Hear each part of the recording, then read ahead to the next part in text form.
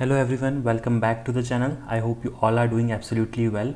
So guys, in today's video we are going to discuss about the TCS Wings 1 program. So we are going to discuss complete details in this video, that what is this Wings 1 program and what is the eligibility criteria to appear for it and what are the benefits of it and which all tracks and certifications you need to do in order to clear it.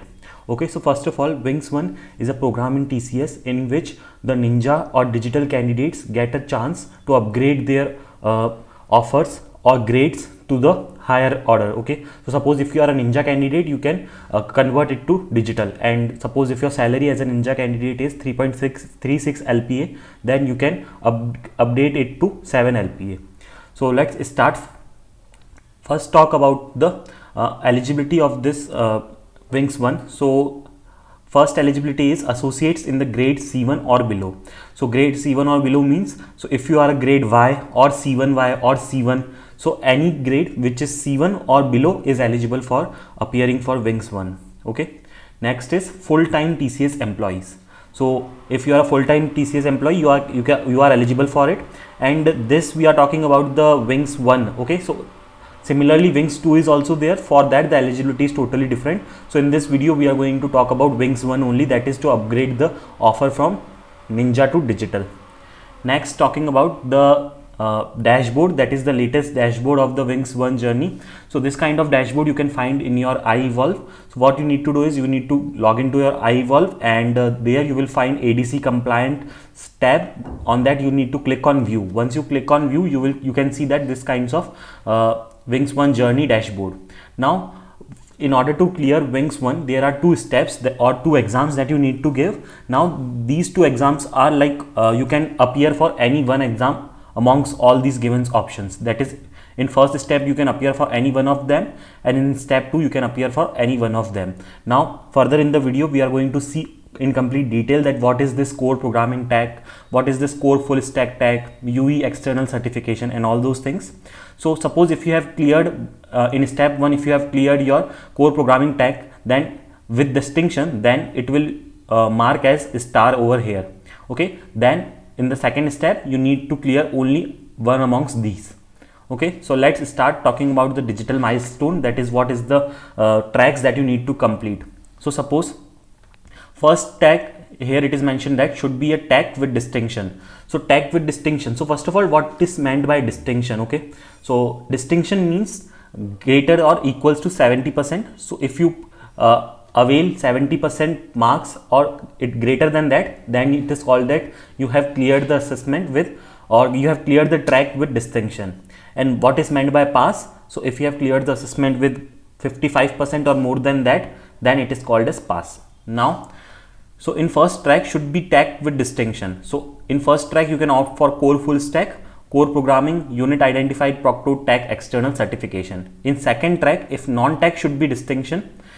So suppose if in the second step you have select a non-tag track, which means that articulation, business process, these are the non-tag tracks. So if you have selected that, then in that case you need to have you need to pass it with distinction. Otherwise, if you have selected unit elective or core programming, then also it should be distinction. Suppose unit elective or core programming, then it should be distinction. But if you have selected core full stack in second step, then you can clear it with passing marks.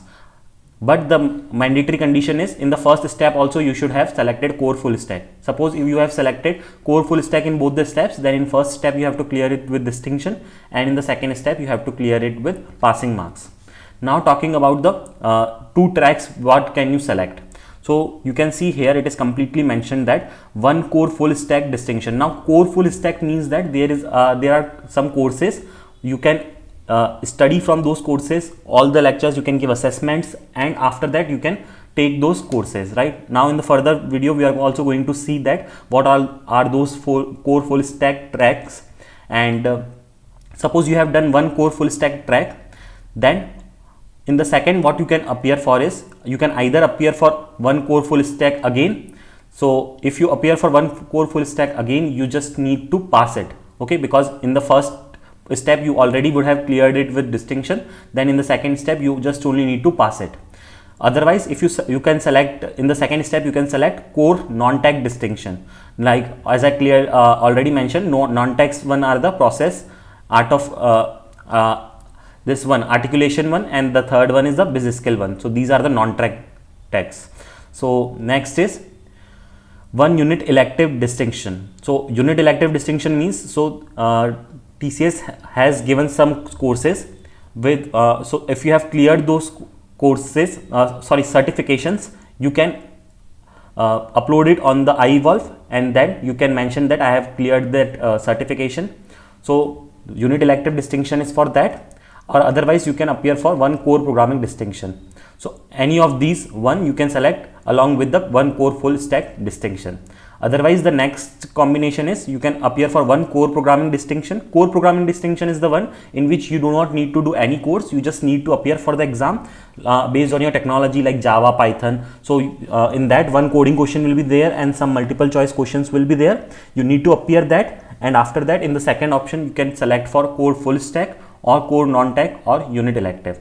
So you cannot appear for core programming track two times. Okay, like suppose if you have selected if you have done core programming with distinction in first, you cannot appear for it in the second one. In the second one you can only appear for these three. Then the third option that you have is either you can do the certification and upload your certification. So with that you will clear the first track, and in the second track you can either do core full stack, core non-tech distinction, or core programming distinction. So there are totally 4 categories we have seen. First one is the core full stack category, second is core programming category, and the third one is core non-tech category, and the fourth one is unit elective. So these are the different combinations in which you can appear for step 1 and step 2 assessment. Moving forward, so now here is the list of certifications that you can do. So these are the certifications you can do on yourself. So some are the paid ones. For some, company bears 50% cost and 50% you have to pay on your own, and some are 100% payable by you. So you have to appear for the certifications, clear the certification, and you have to upload it in the iEvolve. Now there are some things that you need to keep in mind, because in TCS there are different units, right? So you have to first of all connect with your unit TD, and you have to ask your unit TD that which courses are eligible for your unit, and then you only have to do that certification, because otherwise if you do a certification and upload it and that certification would not be eligible for your unit, then it will be of no use. Okay, so just connect with your unit TDs. I will leave the link in the description or the navigation path in the description box, like how to connect to your unit TDs. So already discussed what is meant by distinction and what is meant by pass. So what are the different ways of completing the tracks? So there are 3 different ways. What you can do is, otherwise suppose if you are taking a core tech track, which means this one. So if you are taking a core full stack track, okay. So in this one, what you need to do is you need to complete the course and you need to complete the exit assessments also. Okay, so to have a complete understanding of the technology and what all are the things there in the course. Otherwise, what you can do is you can directly give the exit assessment.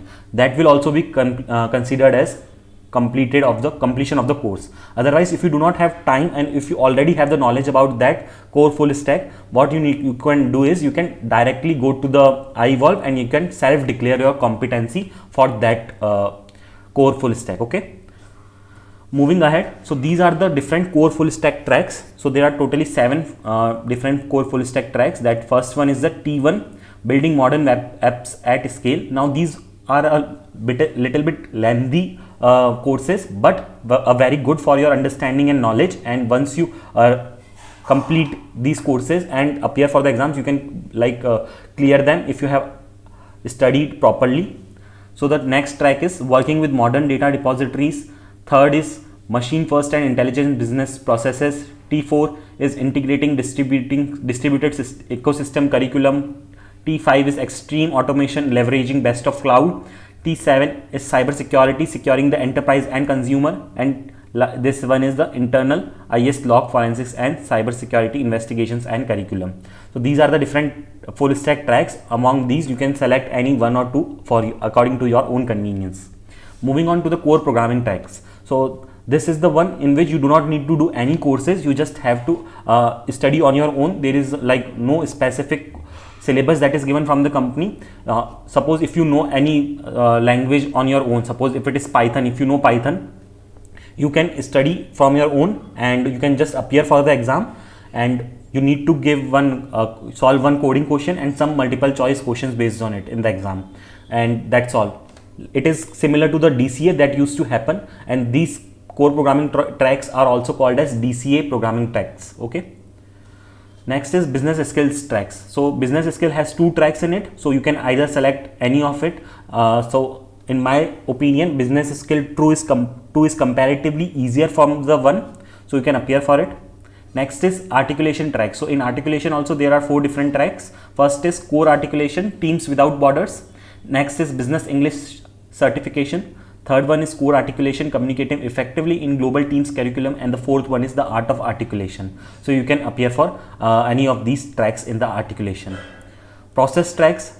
Under process tracks comes 2 tracks, that is process Rio curriculum, and the second one is agile for practitioners assessment delivery. So you can again appear, if you are going to appear for a non-tech track which is process, you can appear for any of these tracks. Then now talking about the exam cycles. So when these exams, that is the Wings 1, happens in a year. So Wings 1 usually happens thrice in a year, that is once in a May month, second in August month, and the third one in November month. So usually like 15 to 1 month before, 15 days to 1 month before, the surveys will be released out on the NOMI, and you have to register for the exam so that you can attend the exams. And now the exams are happening in the office only, so you have to report to office to give the exams. So with this we have completed all the details related to the Wings 1. Let me know if you have any more doubts, and I will clear all the doubts one by one in the comment section. So just in case if you need to know any more information like what is the syllabus for a particular programming tag, let me know that in the comment section also, and I will bring separate video for all those things also. Make sure to subscribe to my YouTube channel just in case if you haven't done yet, because I regularly post different kinds of helpful videos for all the TCSers, as well as many different topics related videos I upload on my channel. So thanks for watching the video. See you in the next video.